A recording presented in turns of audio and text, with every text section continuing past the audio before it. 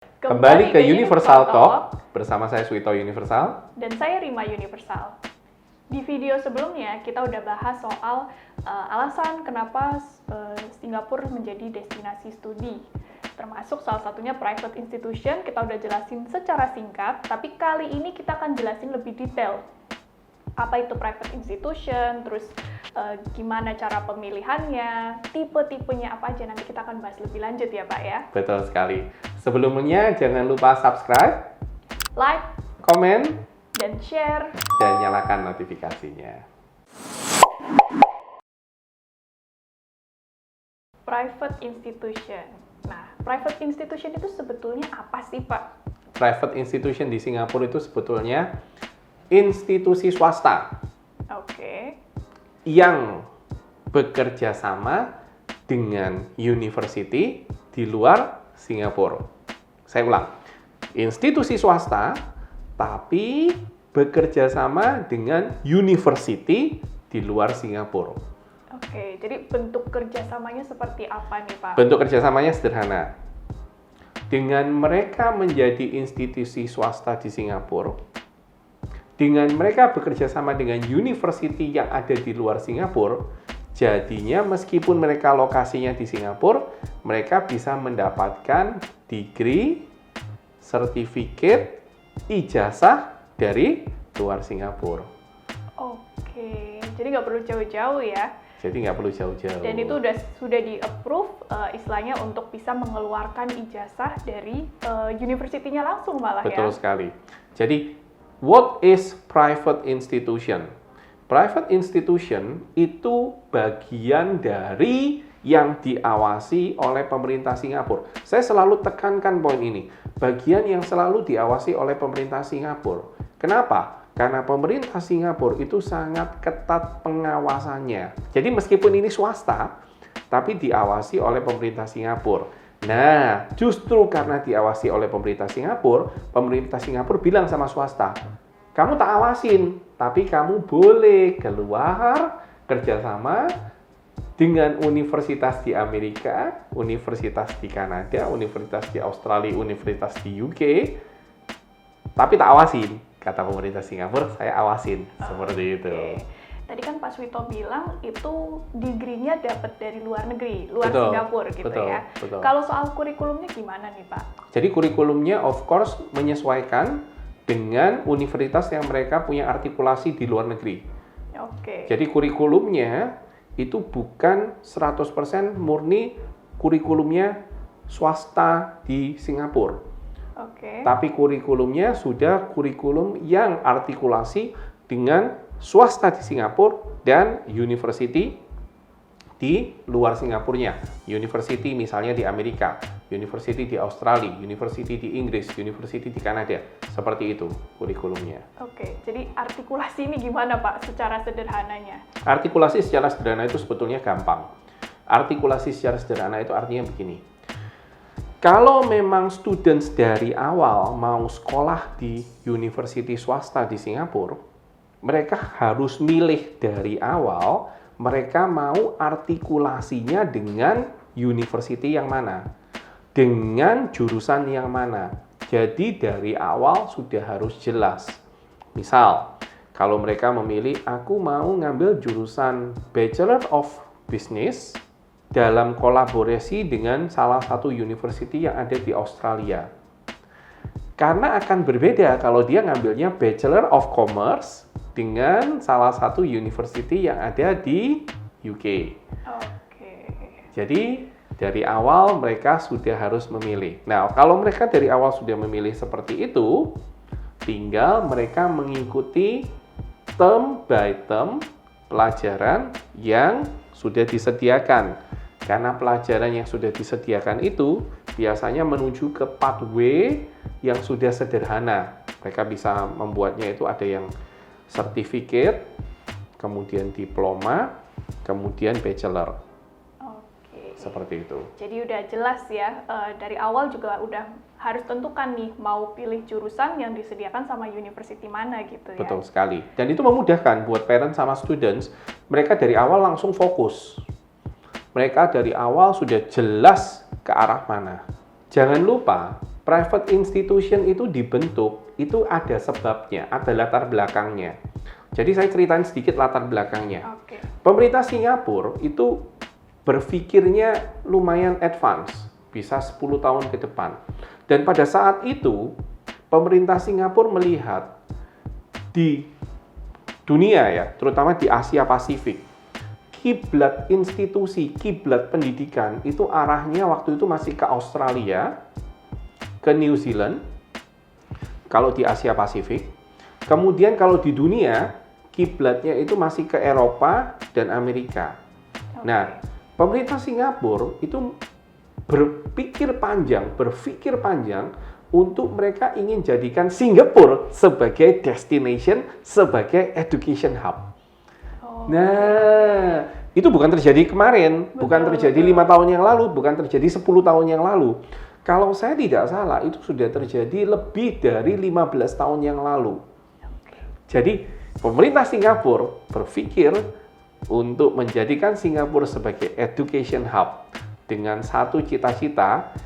Education hub di Singapura pada saat itu kan baru. Ya, betul. Education hub di Singapura dengan satu cita-cita menjadi salah satu pembanding, salah satu alternatif dibanding ke Australia dan sebagainya. Wah. Dan itu cikal bakalnya private institution. Makanya ya. pemerintah mikir, nggak mungkin semuanya kita pegang sendiri dari sisi government, nggak mungkin.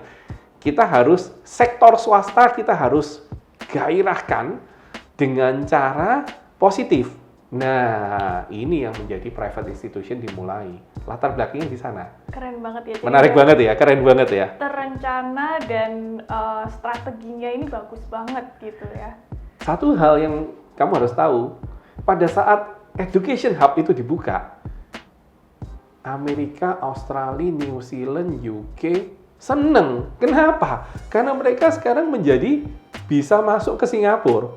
Oke. Mereka nggak merasa tersaingi. Betul.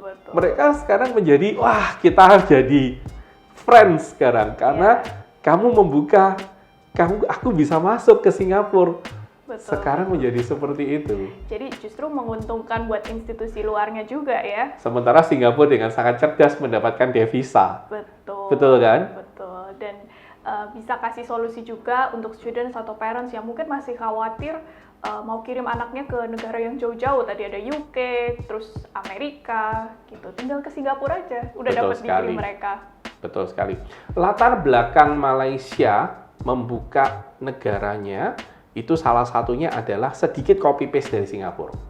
Oke. Iya, jangan lupa Malaysia dengan Singapura itu negara tetangga yang sangat akrab. Betul. Jadi apa yang dilakukan oleh Singapura itu sedikit banyak sangat mempengaruhi Malaysia. Dan perbatasan mereka di Johor Bahru, kalau kita bisa lihat, itu ada satu lokasi yang gede banget sebagai salah satu education hub juga. Sesudah Singapura menjadi education hub duluan. Wah, ini keren banget ya. Saya nggak bahas Malaysia, tapi kali ini cuma sedikit perbandingan seperti itu. Oke. Ini keren banget karena education hub, banyak pilihan, banyak tadi ya kurikulum negara-negara yang berbeda yang bisa dijadikan pilihan juga. Betul sekali. Oke. Nah, kita lanjut nih. Tadi kan kita udah ngomongin soal apa itu private institution, terus latar belakangnya seperti apa. Programnya. Nah, ini yang biasanya ditanyain student sama parents. Jurusan apa aja sih, Pak, yang bisa diambil di private institution? Jurusan apa aja yang bisa diambil di private institution? Pertanyaannya harus kita ganti. Jurusan apa yang tidak ada di private institution? Jurusan apa yang tidak ada yang di private institution?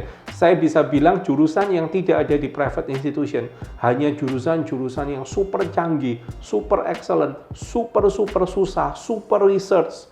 Contohnya adalah jurusan murni medicine, murni ke arah chemistry, murni ke arah dentistry. Karena yang lain di luarnya semuanya ada.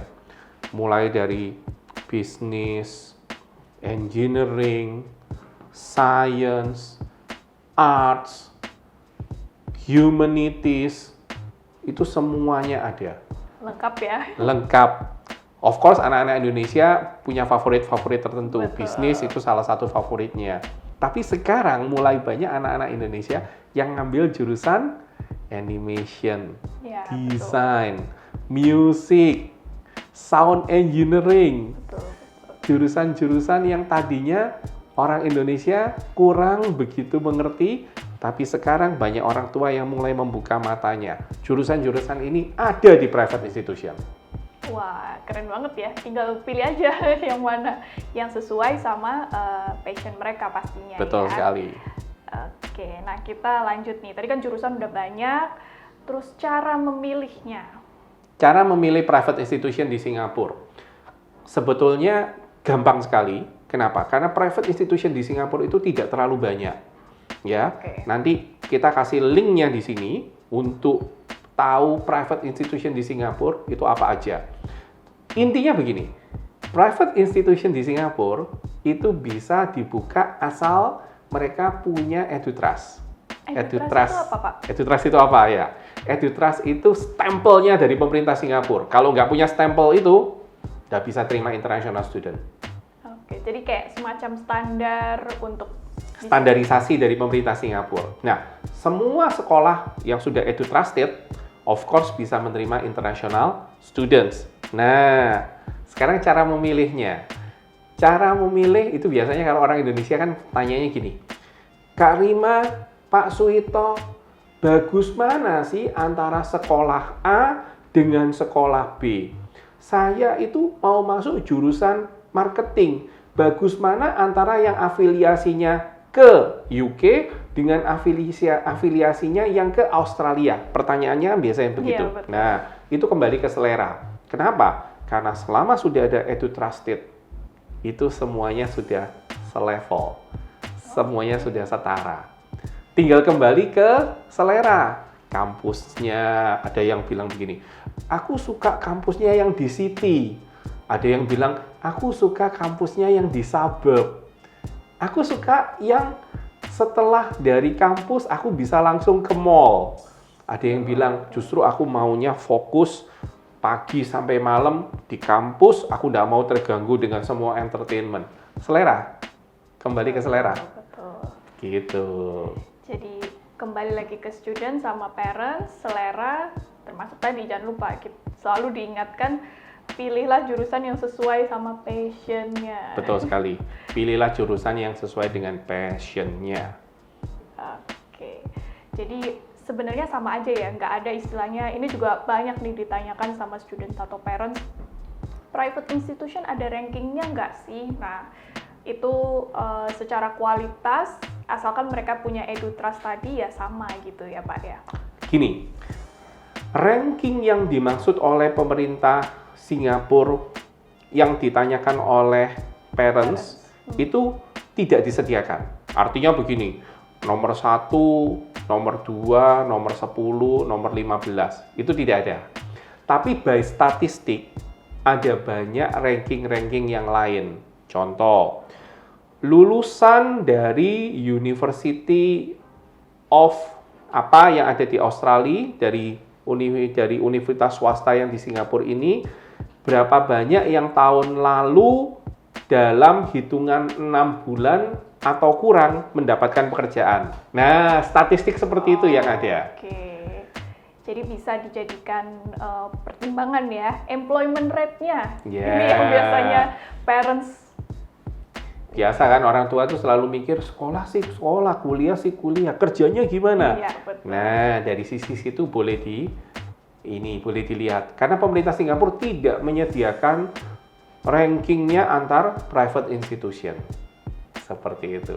Kecap saya nomor 1, kecap kamu tetap nomor 1 juga. Gitu. Jadi semuanya sama ya, aman deh pokoknya kalau students atau parents pilih private institution di Singapura. Betul. Itu tadi kita udah bahas soal private institution di Singapura. Buat students atau parents yang pengen tahu lebih lanjut, sekolahnya mana aja, jurusannya yang pengen dituju tersedia di mana aja, dan syarat masuknya seperti apa, itu boleh kontak ke Universal. Nanti kita akan bantu pilihkan sekolah dan jurusan yang tepat juga untuk students atau parents. Boleh saya tambahin? Boleh. Jangan lupa Singapore Days di bulan September 2021, Universal beserta dengan private institution dan lebih dari 100 pilihan jurusan. Wah, lihat aja di Facebook, Instagram, TikTok, YouTube, semuanya lengkap ada di sana update informasinya. Oke, salam dari Suwito Universal. Salam dari Rima Universal.